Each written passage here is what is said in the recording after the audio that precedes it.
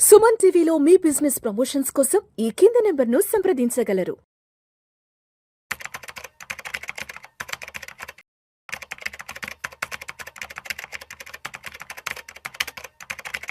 రవీంద్ర గారు నమస్తే సార్. నమస్తే అండి విష్ణు గారు. రవీంద్ర గారు, మా టీం ఒక క్వశ్చన్ పంపించారు. ఆ క్వశ్చన్ ఏంటో చదువుతాను. ఉద్యోగం చేసేవాళ్ళు, అదేవిధంగా ఇన్వెస్ట్మెంట్స్ చేసేవాళ్ళు చట్టబద్ధంగా ఆదాయ పన్ను ఆదా చేసుకోవడానికి తప్పనిసరిగా తెలుసుకోవాల్సిన ముఖ్యమైన ట్యాక్స్ సేవింగ్ మార్గాలు ఏంటంటే అడుగుతున్నారు. అంటే జాబ్ చేసేవాళ్ళు, ఇన్వెస్ట్మెంట్స్ చేసేవాళ్ళు వాళ్ళ ట్యాక్స్ బర్డన్ని తగ్గించుకోవడానికి ఏమైనా సులువైన మార్గాలు ఉన్నాయంటే అడుగుతున్నారు. దానికి ఏం చెప్తారు? ఆ సాలరీడ్ ఎంప్లాయీస్కి ఫస్ట్ థింగ్ ఏంటంటే వాళ్ళకి 2 ఆప్షన్లు ఇచ్చారు government. Old tax resume, new tax resume. So మీకు ఒక హోమ్ లోన్ ఉండి ఒక ఇంటికి మళ్ళీ అంటే పేరెంట్స్ ఉండొచ్చు, లేదా మీ ఇల్లు ఎక్కడో ఉండొచ్చు. మళ్ళీ ఆ ఇంటికి రెంట్ కడతా ఉంటే హోమ్ లోన్ ఉంది, హోమ్కి రెంట్ కడతా ఉన్నారు, ఇంట్రెస్ట్ పే చేస్తున్నారు హోమ్ లోన్కి.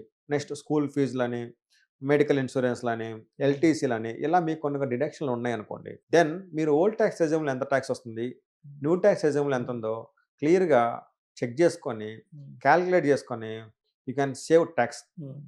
సో ఏదైనా ఇవి ఉన్నాయన్నీ కూడా వాళ్ళు ప్రాపర్గా ట్యాక్స్ సేవ్ చేసుకోవచ్చు. సో బై డిఫాల్ట్ న్యూ ఉండేది కాబట్టి కంపల్సరీ మనం గుడ్డిగా న్యూ ఫాలాల్సిన అవసరం లేదు. మనకు చాలామంది క్లయింట్లకు ఇన్వెస్ట్మెంట్స్ ఉంటాయి, హోమ్ లోన్ ఉండిద్ది, రెంట్లు కడతారు, మెడికల్ ఇన్సూరెన్స్ కడతారు, స్కూల్ ఫీజులు కడతారు, నెక్స్ట్ ఎలక్ట్రికల్ వెహికల్ తీసుకుని వాటి మీద లోన్లు తీసుకుంటారు, చిన్న చిన్న తిరుపతి లాంటి టెంపుల్స్కి డొనేషన్లు ఇస్తారు. వాటన్నిటికి కూడా వాళ్ళకి డిడక్షన్లు వస్తాయి. సో వాళ్ళు కంపల్సరీగా న్యూ ఫాలో అవ్వాల్సిన అవసరం లేదు. వాళ్ళు ఓల్డ్తో చెక్ చేసుకొని ఓల్డ్లో తక్కువ ట్యాక్స్ పడుతుందంటే హ్యాపీగా ఓల్డ్ ఫాలో అయితే వాళ్ళకి చాలా ట్యాక్స్ సేవ్ అవుతూ ఉంటుంది. ఫస్ట్ థింగ్ అది.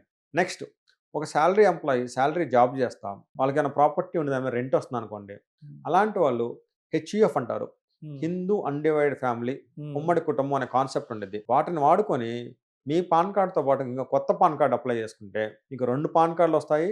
2 పాన్ కార్డుల మీద 2 టైప్స్ ఆఫ్ ఇన్కమ్స్ మీరు స్ప్లిట్ చేయొచ్చు. మీకు 15 లక్షల శాలరీ అనుకోండి, అడిషనల్గా రెంట్ 3 లక్షలు వస్తుంది అనుకోండి, ఈ 3 లక్షల మీద 30% 90,000 కట్టాల్సిన పని లేదు. ఆ రెంట్ని మీరు హెచ్ఎఫ్ కన్నా పెట్టేస్తే ఆ 3 లక్షల మీద మీకు ట్యాక్స్ చాలా వరకు సేవ్ అయిపోయి ఆల్మోస్ట్ 0 అయిపోయింది. సో ఎక్స్ట్రా మీరు రెంట్ కట్టాల్సిన పని లేదు. సో అలా హెచ్ఎఫ్ని ఒకటి మీరు ప్లాన్ చేసుకోవచ్చు. Second thing. నెక్స్ట్ మీరు ఇన్వెస్ట్మెంట్స్ అన్నారు. సో మనం షేర్స్లో ఇన్వెస్ట్మెంట్ చేస్తాము. సో కంపల్సరీగా మనం షేర్ మార్కెట్ ఇన్వెస్ట్ చేసేది లాభం వచ్చాక అమ్ముకుందామని. సో మనం చూసుకొని ఆ షేర్స్ని ఎప్పుడు కొన్నాము, మనం ఎప్పుడు అమ్ముతున్నాము. సో ఎలా ఉంటుందంటే షేర్ మార్కెట్లో 12 మంత్స్కి ఒక్కరోజు తక్కువైనా కానీ దాన్ని షార్ట్ టర్మ్ క్యాపిటల్ గెయిన్ అని 20% ట్యాక్స్ వేస్తారు. 12 మంత్స్కి ఒక్కరోజు ఎక్కువైనా కానీ దాన్ని లాంగ్ టర్మ్ క్యాపిటల్ గెయిన్స్ అని చెప్పేసి 12.5% ట్యాక్స్ చేస్తారు. సో కంపల్సరీ మన షేర్ మార్కెట్ ఇన్వెస్ట్మెంట్ చేస్తే నువ్వు 10 నెలలు, 11 నెలలు, 9 నెలలు హోల్డ్ చేసినప్పుడు నువ్వు కరెక్ట్గా చూసుకొని ఇంకో 1-2 మంత్స్ మీరు ఎక్స్ట్రా కన్నా హోల్డ్ చేయగలిగితే ఆ 1-2 మంత్స్ అయిపోయాక మీరు అమ్ముకుంటే ఆటోమేటిక్గా 20% ట్యాక్స్ కాస్త 12.5 పడిపోయింది. సో అండ్ మీకు అక్కడ 7.5% ట్యాక్స్ అయ్యింది. ఓకే. సో మన షేర్స్ మార్కెట్లో లాంగ్ టర్మ్లో అమ్ముతున్నామా, షార్ట్ టర్మ్లో అమ్ముతున్నామా అని చూసుకొని కరెక్ట్గా ప్లాన్ చేసుకోవాలి.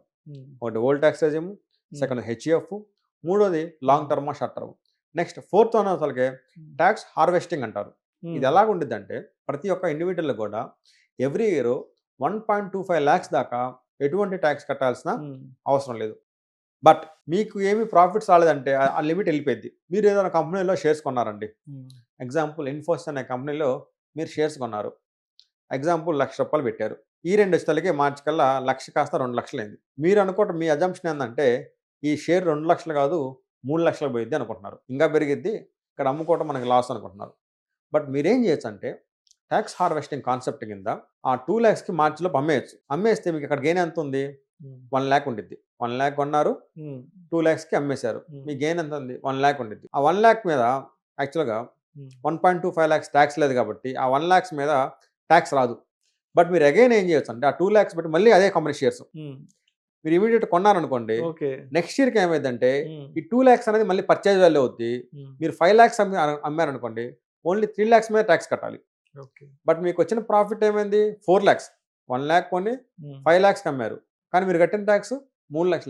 అది మీరు కరెక్ట్గా ప్లాన్ చేస్తే ఎవ్రీ ఇయర్ 1.25 కింద మనం స్ప్లిట్ చేస్తే 2-3 yearsలో ఈ ట్యాక్స్ హార్వెస్టింగ్ కాన్సెప్ట్ని వాడుకొని 5 lakhs మీద కూడా ఎటువంటి ట్యాక్స్ కట్టకుండా ప్లాన్ చేసుకోవచ్చు. బట్ మనకు ఆ విజన్ ఉండాలి, ఆ పేషెన్సీ ఉండాలి, షేర్ పెరుగుతుందని నమ్మకం ఉండాలి. షేర్ పడిపోయేటట్టయితే దానివల్ల యూజ్ ఉండదు, మరి దాన్ని నమ్ముకుంటే ఎవ్రీ ఇయర్ కొంత కొంత ఎన్కాష్ చేసుకోవటం, మళ్ళీ అదే రేటు కొనటం. ఈ ఏదైతే ప్రాఫిట్ వస్తుందో ప్రాఫిట్ని మనం 1.25 దాకా ఎగ్జామ్షన్ ఉండదు కాబట్టి ఆ ఎగ్జామ్షన్ వాడుకొని ఎటువంటి ట్యాక్స్ కట్టాల్సిన అవసరం ఉండదు. ఇలా మీరు ఒకటి ప్లాన్ చేసుకోవచ్చు. సో శాలరీ వాళ్ళు రైట్ ట్యాక్స్ చూస్ చేసుకోవటం, అలవెన్స్ ఉన్నాయో చూస్ చేసుకోవటం, నెక్స్ట్ హెచ్ఎఫ్ ఏమైనా అవకాశం ఉంటే హెచ్ఎఫ్ ప్లాన్ చేసుకోవటం, next short term long term bifurcate చేసుకొని అది ప్లాన్ చేసుకోవటం, ఫోర్త్ అండ్ ఫైనల్గా ట్యాక్స్ హార్వెస్టింగ్ వాడుకొని ఎంత క్యాపిటల్ గెయిన్ వచ్చినా కానీ 3-4 ఇయర్స్లో స్ప్లిట్ చేసి ఎటువంటి ట్యాక్స్ కట్టకుండా కూడా ఎంప్లాయీ ఇన్వెస్ట్మెంట్లు ప్లాన్ చేసుకోవచ్చు. Thank you sir, thank you so much Ravindra గారు. థ్యాంక్ యూ అండి విష్ణు గారు. ఉద్యోగం చేసేవాళ్ళు అదేవిధంగా రకరకాల ఇన్వెస్ట్మెంట్స్ చేసేవాళ్ళు చట్టబద్ధంగా అంటే లీగల్గా ఎస్ వాళ్ళ ఇన్కమ్ ట్యాక్స్ బర్డన్ని తగ్గించుకోవడానికి ఎస్ వాళ్ళకున్న మంచి మార్గాలు ఏంటనే దాని గురించి చాలా చక్కగా తెలియజేశారు. థ్యాంక్ యూ సో మచ్ అండి. థ్యాంక్ యూ అండి.